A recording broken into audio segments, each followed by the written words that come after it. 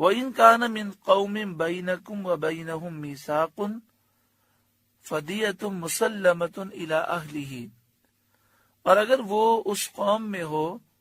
کہ تم میں ان میں معاہدہ ہے تو اس کے لوگوں کو خون بہا سپرد کی جائے، یعنی مقتول کے ورثاء کو دیت دی جائے۔ یعنی اگر مقتول ذمی ہو، اس کے ورثاء ذمی کافر ہوں، مقتول بھی کافر ہو لیکن وہ ذمی کافر ہو، مثلا اسلامی ملک میں وہ رہتے ہوں، اسلامی ملک کے قوانین کو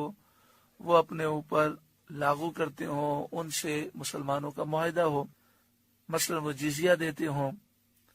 اور دیگر جو ذمی کافروں کی شرائط ہیں وہ اس پر پورے اترتے ہوں، تو اگر ایسا شخص خطان قتل ہو گیا تو اس کے ورثاء کو دیت دی جائے گی۔ وَتَحْرِيرُ رَقَبَةٍ مُؤْمِنَةٍ، اور ایک مسلمان غلام آزاد کرنا لازمی ہے۔ فَمَن لَّمْ يَجِدْ، تو جس کا ہاتھ نہ پہنچے، یعنی جو غلام کو آزاد کرنے کی طاقت نہ رکھتا ہو، جیسے فی زمانہ پوری دنیا میں غلام کا وجود نہیں ہے، فَصِيَامُ شَهْرَيْنِ مُتَتَابِعَيْنِ،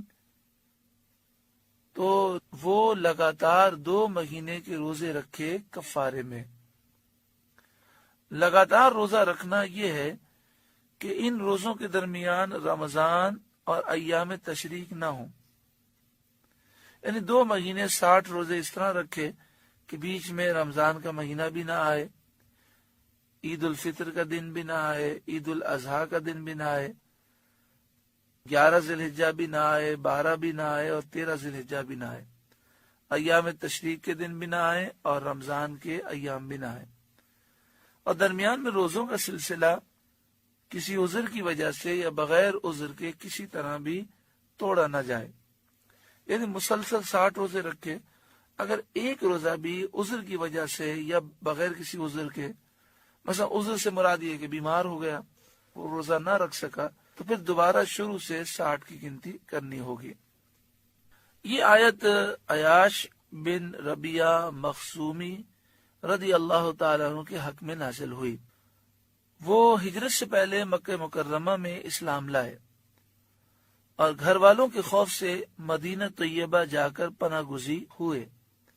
مدینہ منورہ جا کر انہوں نے پناہ لے لی، ہجرت انہوں نے کر لی۔ ان کی ماں کو اس سے بہت بے قراری ہوئی، اس نے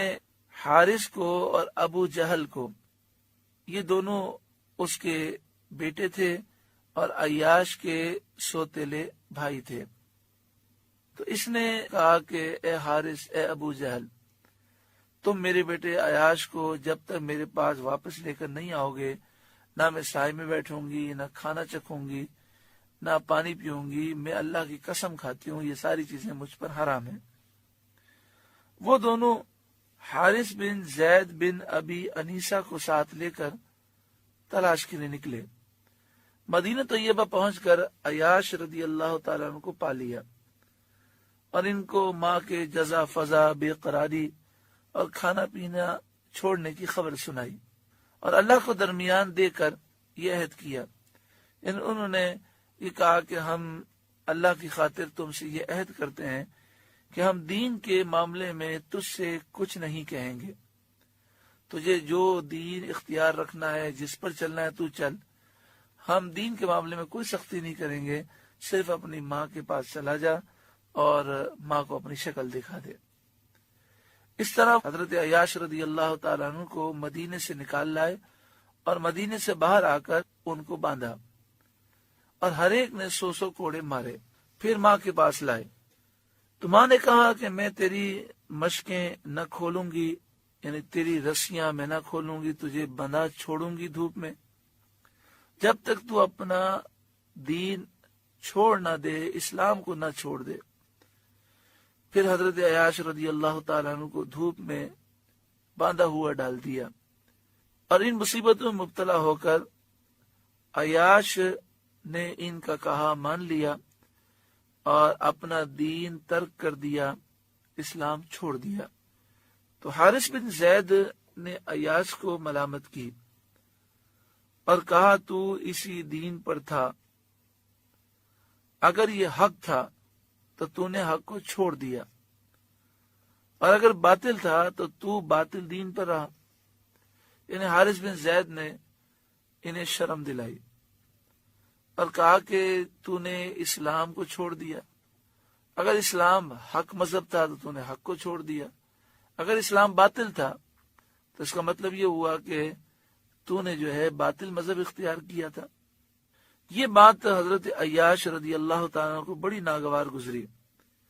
اور حضرت عیاش رضی اللہ تعالیٰ عنہ نے کہا کہ میں تجھ کو اکیلا پاؤں گا تو اللہ کی قسم ضرور قتل کر دوں گا۔ اس کے بعد حضرت عیاش رضی اللہ تعالیٰ عنہ نے توبہ کی اور اسلام لائے۔ ان کے بعد حارث بن زید رضی اللہ تعالیٰ عنہ بھی اسلام لے آئے اور ہجرت کر کے رسول کریم صلی اللہ علیہ وآلہ وسلم کی خدمت میں پہنچے، لیکن اس روز عیاش رضی اللہ تعالیٰ عنہ موجود نہ تھے اور انہیں حارث بن زید رضی اللہ تعالیٰ عنہ کے اسلام لانے کی اطلاع بھی نہ ہوئی۔ قباء شریف کے قریب حضرت عیاش رضی اللہ تعالیٰ عنہ نے حارث بن زید کو دیکھ لیا، اور چونکہ انہوں نے قسم کھائی تھی کہ اکیلا تجھے پاؤں گا تو قتل کر دوں گا، تو بغیر کسی تحقیق کے پوچھے انہوں نے یہی خیال کر کے کہ یہ تو کافر ہے، انہوں نے قتل کر دیا۔ تو لوگوں نے کہا اے عیاش